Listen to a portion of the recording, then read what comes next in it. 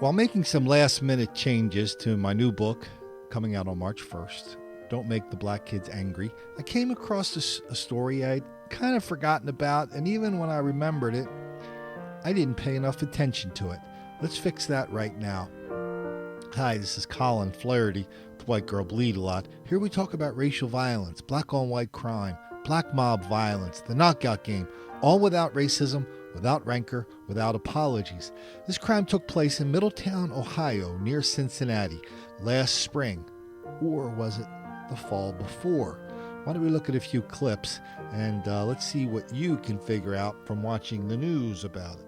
The adult suspect in this case is Thaddeus Shields. You should be seeing him on your screen. He's charged with aggravated arson. It's the same charge for the 17-year-old. They're accused of setting fire to a family's home on Monday night. We talked to the victim, who said she was being harassed by a group of neighborhood kids over the past several months. She'd called police to her house just earlier that night because of another run-in with them. She says they threatened to burn down her house. The home was destroyed. The family lost everything. Chitwood called Middletown police after neighborhood teens were threatening her and her kids. There was about 30 of them on my porch kicking the door when I was calling the police, and I was screaming like, I'm calling the police, you guys are going to jail, leave my house. And I thought they were going to come in and kill us. Shooting my house with pellet guns, and they were throwing flares, like lit flares at my house, telling me they were going to burn my house, kill me and my kids, that we're all dying, we're cop callers. So I had to read about 3 or 4 different accounts of this story to figure out what was really happening. And here's what was happening. Back in October of 2013, this woman moved into a predominantly black neighborhood of Middletown, Ohio. And soon after, she discovered a bunch of black people in her house burglarizing her house. It's like they were carrying out a big white flat screen TV out. She called the cops on them. One person got arrested.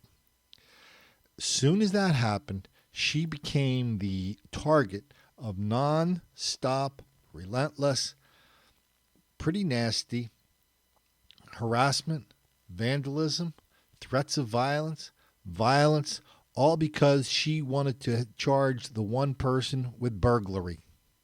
Finally, it all came to a head.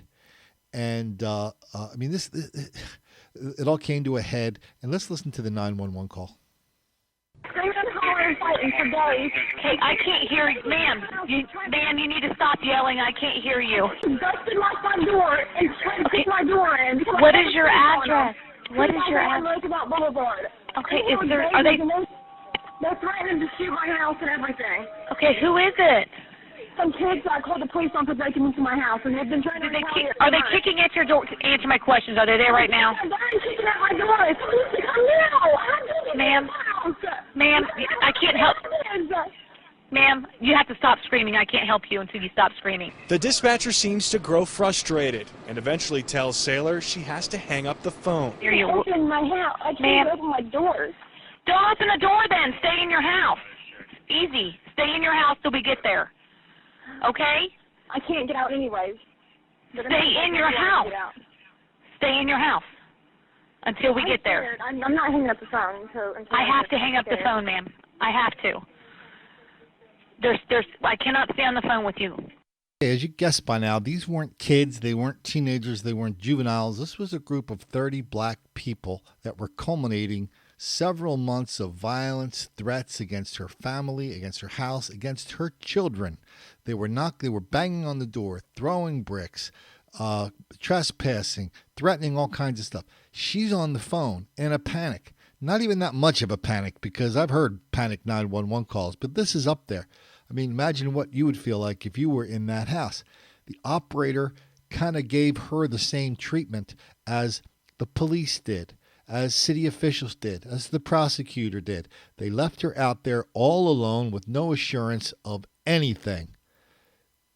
You mean to tell me they couldn't do anything after she let them know that as a witness in a criminal case, the people who were the subjects of that case were coming over threatening to kill her? That's not a crime anywhere? Well, you're damn right that's a crime. It's a crime everywhere. It's called witness intimidation. In Philadelphia, for example, They have thousands of these cases every year. The DA of Philadelphia calls it epidemic witness intimidation.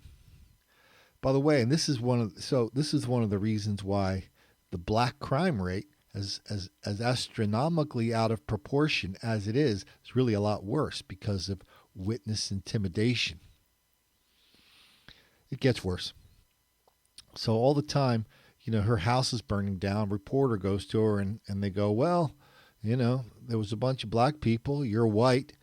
What's that all mean? She goes, oh, I don't know, because this had nothing to do with race, which just goes to show you, just because somebody burns your house down, that doesn't mean, you get smart about what happened or why it happened. That weekend after the arson, one person with access to a copy machine gave out some flyers saying something to the effect that white people should defend themselves and maybe the KKK should have come back or something stupid. This got an enormous amount of attention.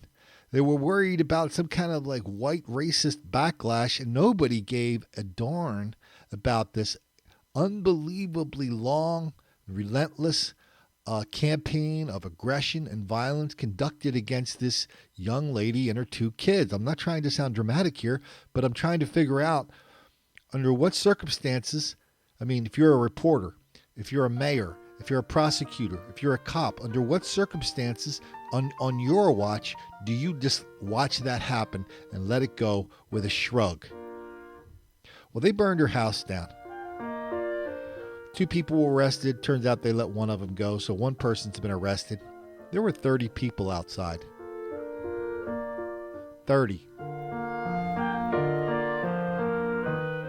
And as far as I can tell, in the little town of Middletown, Ohio, north of Cincinnati, nobody seemed to think this was out of the ordinary. Nobody seemed to think it was unusual. Nobody seemed to think that was something they should do something about. And that's why I'm making these videos. That's why I'm writing my next book, and I'm going to work really hard to get it out there and spread it around. Because that's not right. This is Colin Flaherty. Talk to you next time.